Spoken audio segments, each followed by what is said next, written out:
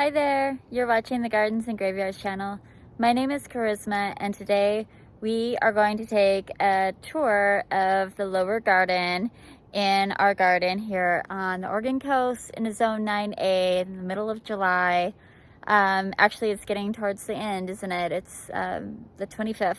So you'll see this tomorrow, and I wanted to break up my garden tours because there's just so much going on in all the different areas of the garden that if I did all of the areas combined, it would be like a 2-hour tour, which is not something that I would personally want to watch another gardener walk around their garden for 2 hours. I'll walk around a garden for 2 hours, but watching it is a whole different thing. So I wanted to just kind of break things up. We did a backyard garden tour on Sunday. Wednesday, today, you'll be seeing a lower garden tour. On next Sunday, we're going to do a public garden tour, so stay tuned and subscribe, because not only do I share my own personal garden with you, I try to bring gardens from around the state and wherever I'm traveling to you as well. Then we still need to do a medicine garden tour, and we'll be back to the front yard garden in August. So yeah, that's what's happening here. But our lower garden is a shade garden with little pockets of sunlight, but mostly it's shade. So that's kind of a fun thing. So if you have a shady area in your garden or a mostly shady garden, you can see what I'm doing in my shade garden. This space is probably the most underdeveloped area of the garden. It got started a little bit later, and the second part of the lower garden just got started last summer. So definitely a young shade garden, but still a lot going on, and it's still really beautiful, and it's really fun to share with you. So I'm going to start here on the staircase going down into the lower garden, and we'll just go from there. So this is the staircase that goes down into our lower garden, and I call it that because you see our house is up there, and we have a one-story house, but our ground slopes so severely from this side of the property down to this side of the property that this becomes a whole different microclimate. So starting at the top of the stairs, we have a beautiful mystery hosta. This hosta we purchased at Seabright Gardens last year, and it was one of those $5 1-gallon plants with no name tag on it. They didn't know what it was, so we just got it for $5. It is blooming and it's looking pretty good. It's got a little bit of slug damage on it, but overall looks good. We've got a viburnum here. This is Viburnum tinnitus, which I love this viburnum for our shade garden because it has a variegation on it. So right now it's in dappled shade or dappled sun, but even when it's not, you can see how that variegation kind of gives it that effect anyway.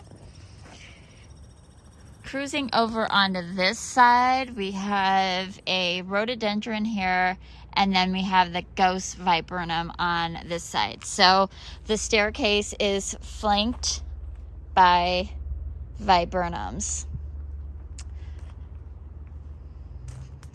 I am mostly just going to ignore this side because it's pretty much full sun. You can see I've got big, huge frilly daisies, and then all of my herbs are over there.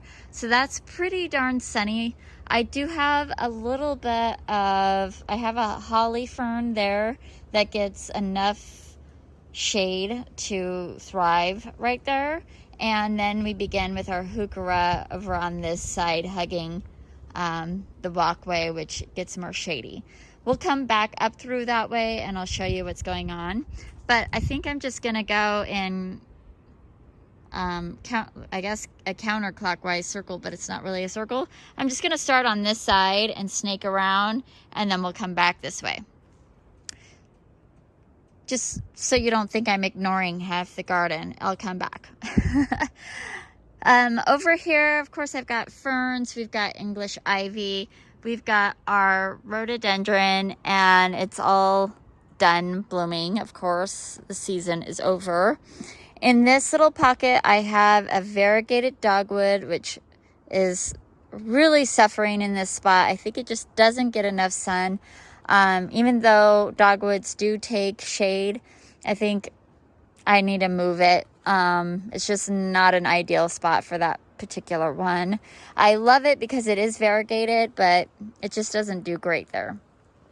In front of the dogwood, I have a patch of primroses. They're not in bloom. It's not their season, but they're all thriving and looking good. I've got a big patch of native violas that look beautiful. They're also not in bloom at this time. Behind the dogwood, we have horsetail. Look how beautiful this texture is. I really love this texture in the garden. Now, I understand that horsetail is invasive and you don't want it to just grow everywhere and anywhere, but it does grow everywhere and anywhere in my garden. So I pull it out of all the areas I don't want it, and then I let it just kind of go wild underneath the rhododendrons here in the shade with really wet feet. I have not watered this area and it's just wet. You can see how dark the soil is, and it's just basically mud.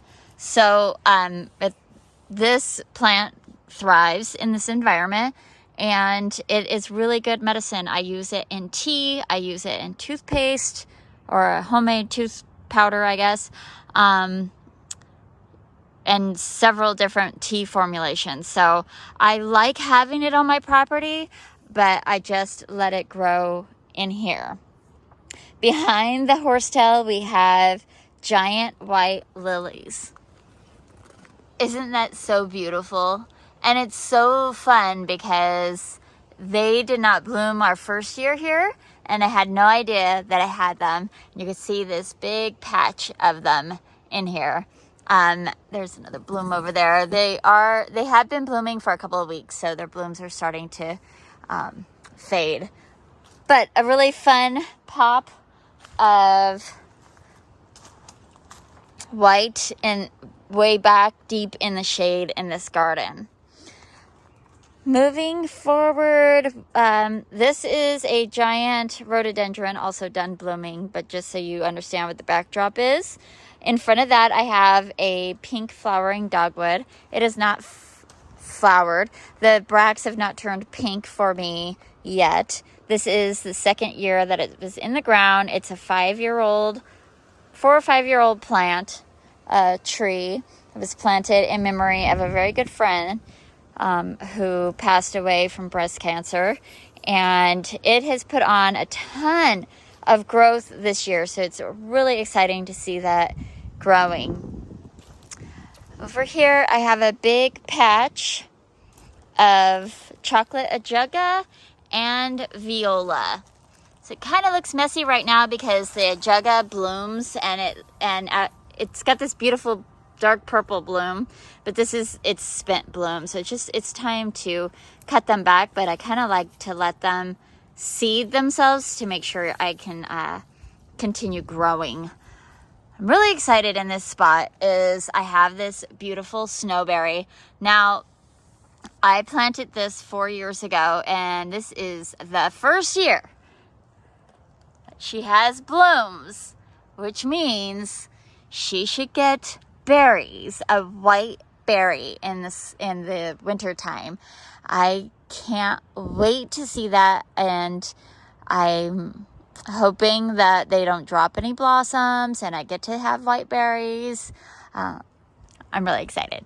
And you can see I have some horsetail back here too. Again, underneath the rhododendrons, I just let that ferny, frilly texture go. All right, then we have this hosta, which I don't remember the name of. This is the blue umbrella hosta, and it was also from Seabright Gardens. It kind of has this bluish cast, but it's not as blue as some hostas, obviously. It's pretty green. Over here I have the Proven Winners Berry Poppins, Winter Berry Holly. And it has little blooms on it too. You see all the little white flowers, teeny tiny white flowers. Those will be bright red berries come wintertime. So I'm really excited about that. Behind that, I have a just starting to spread patch of Solomon seal. Let's just keep going here. I've got another snowberry right here. I don't know if this one has any blooms or not. Let's see any. This is our new PJM rhododendron, and it's put on tons of growth, so I think she's happy there. Oh my goodness. Okay. Then I've got a trillium that I'm trying to protect right there. I don't want anybody stepping on it. We have our ground cover here is the false Solomon seal, and then we've got little buttercups too that, oh, these things drive me crazy. They're everywhere.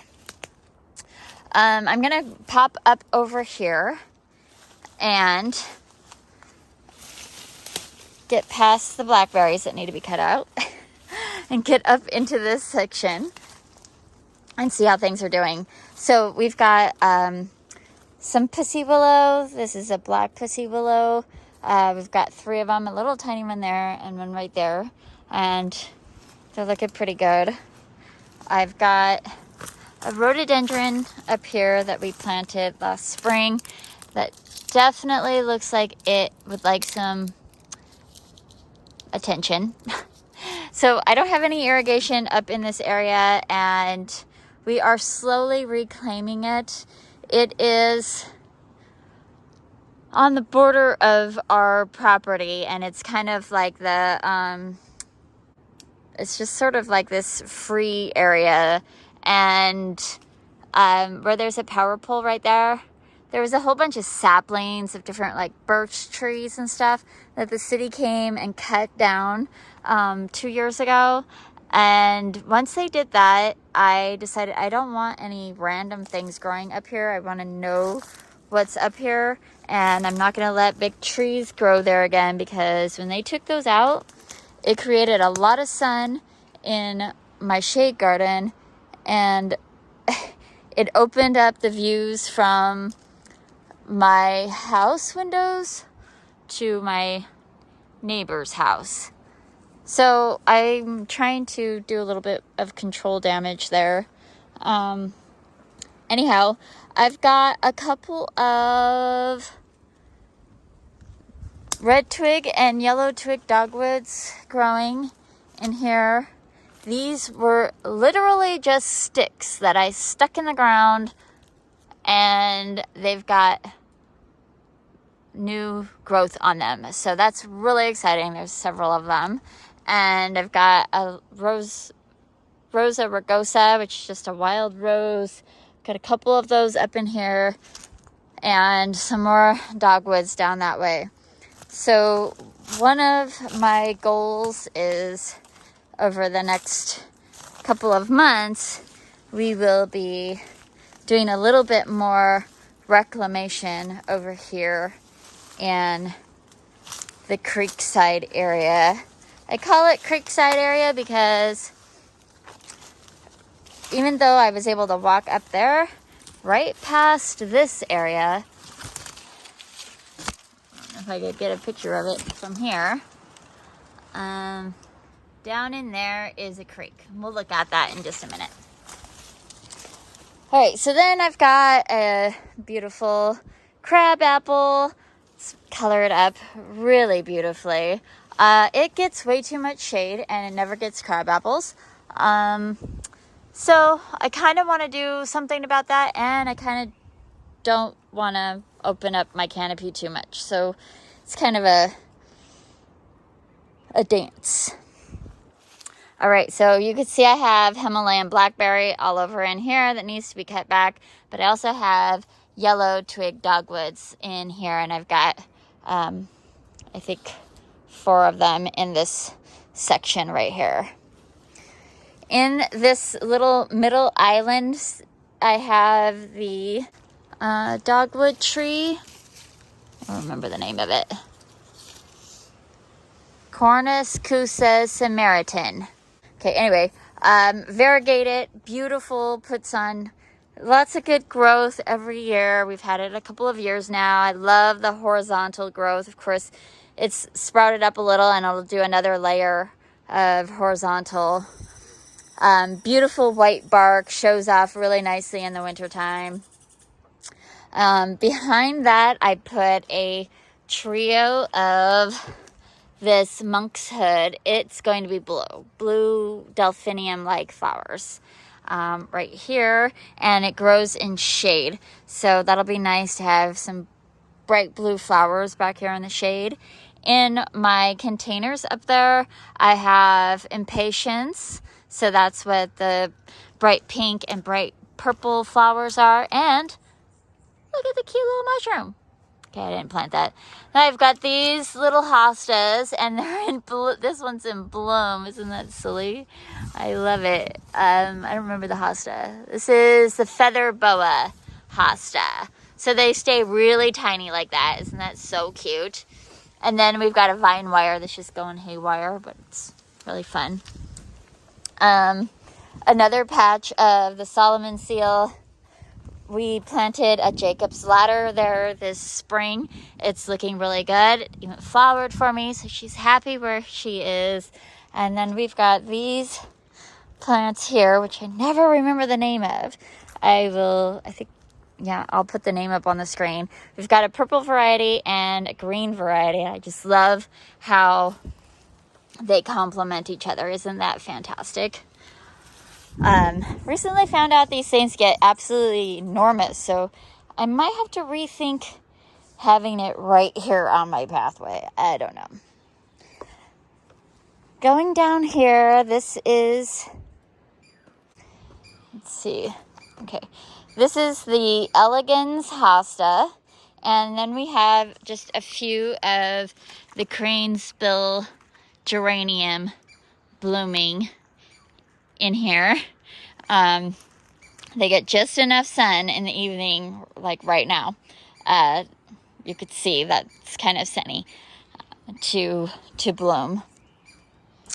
Let's keep moving on here. I've got a 9 bark in here, and it has put on a ton of new growth, which is really fun. These are all just native ferns and Gaultheria and huckleberry, and then another dogwood. And it's getting tall enough that I can walk underneath it. Fun! So let's see if I could get in here and show you. I have 1, 2, and 3 dogwoods lined up down here. So that'll be a nice show once they're all in their full maturity. I'm gonna scooch down here and just kind of show you the creek area. We do have a thundercloud plum right here, and then this is our creek, and you can see all the skunk cabbage lining the creek there. So the creek goes along, and it's so full of blackberry right now. Oh, it's embarrassing, but that's just the reality, right?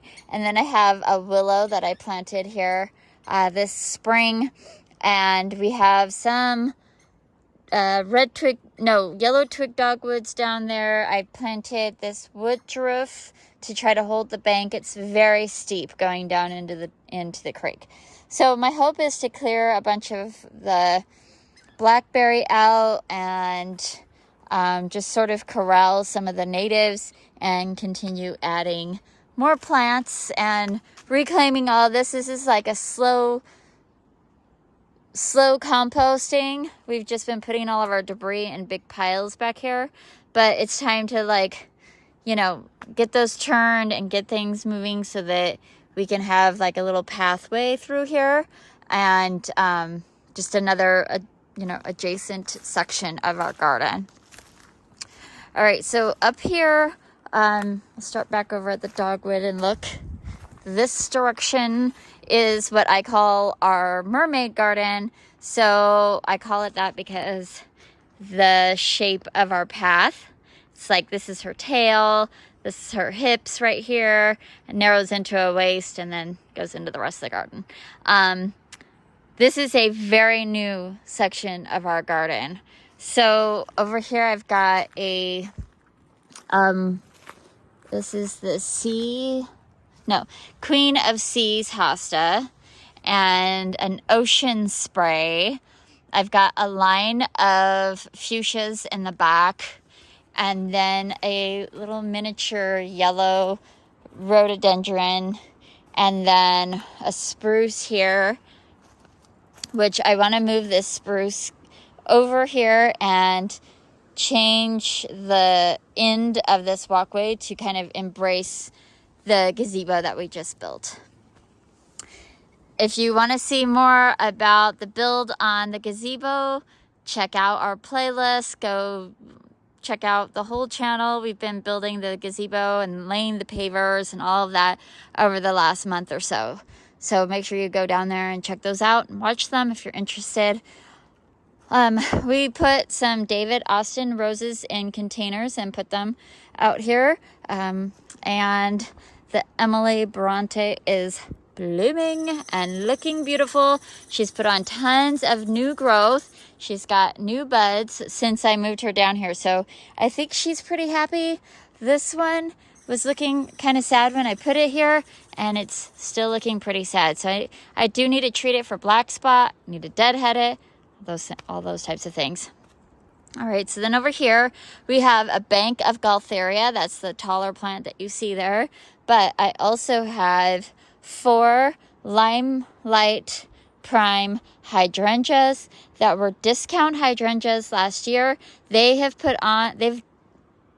at least doubled in size, maybe even tripled in size since I planted them.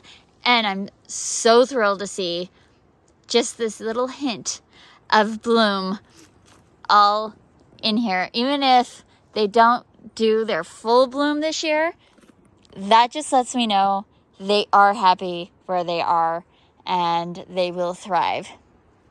I'm excited because it's just going to be this beautiful bank.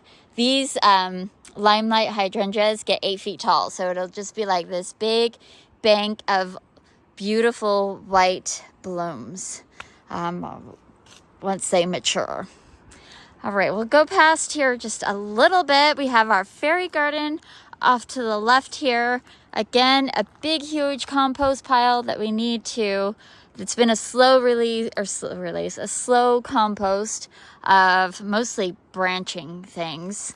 And then this goes into the upper garden and up to where we're building our greenhouse. If you remember, just a couple of months ago, all of this got completely cut down. There was not one frond in this bank. And here they are, all back.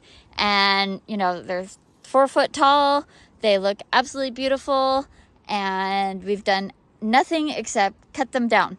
We didn't water them. We didn't fertilize them. We didn't do anything. We just cut them all down and move the debris out of the way.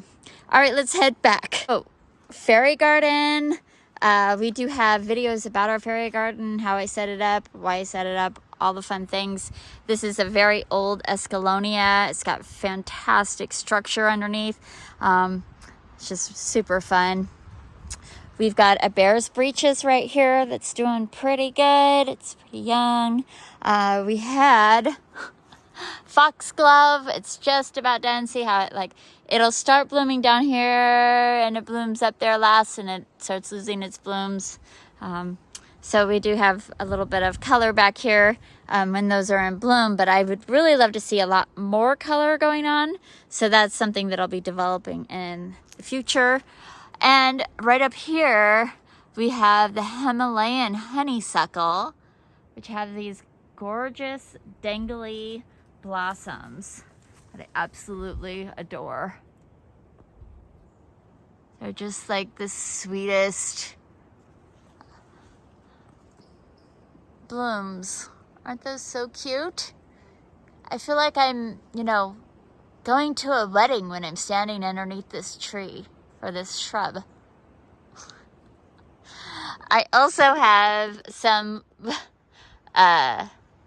spirea in here and a wine, I think it's like wine and roses or something, with Julia, which is a little tiny baby.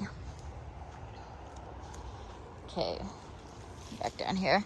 Whoa. We have Archangel flanking the whole bottom of our bank here, and then we have a twin berry up there, which has blooms on it, but the berries have not started. There's their blooms. And then they'll get black little berries on it. Okay, so we did the Queen of Seas hosta, the ocean spray. I'm trying to keep ocean themed plants down here. So on this side we have anemones, like a sea anemone, and then this is a mock orange, which is just super fun. This is a Sun King. This does so good. This is a perennial. It dies completely to the ground and comes back fresh every year. It gives such a fantastic pop of color in the shade garden. I love that it's here. This is a peanut butter tree, or glory bower. When you do this to its leaves, I wish you could smell my hands, because it smells just like a freshly opened jar of peanut butter. And it has these beautiful, beautiful leaves with this dark purple veining. This is my favorite tree. I absolutely adore it. And then over on this side, I have the sea lotus hosta. And up here, we have a variegated fatsia, which also shows off fantastic in the shade. We have a dragon, is it dragon tongue or just dragon hosta? It's getting eaten by slugs. We've got more foxglove over here, and everything else is kind of done. And there's the gunnera. This also completely dies to the ground, and there's nothing there in the wintertime, and then it comes back just fabulously. I mean, there's a lot of damage in it, and that's not from bugs. It's actually from our birch tree that it drops.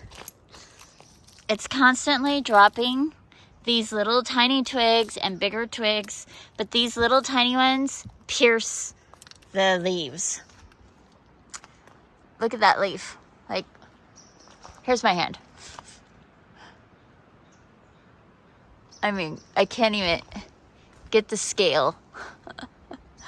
So, I don't know how big that is.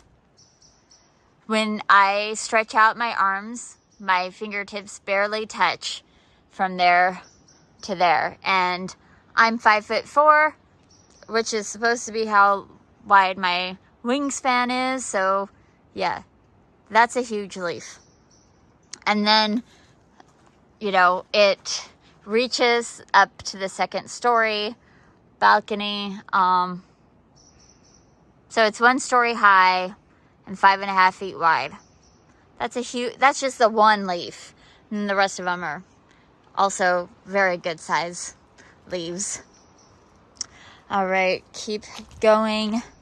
I have a stilby in bloom. Those white blooms look so good in the shade.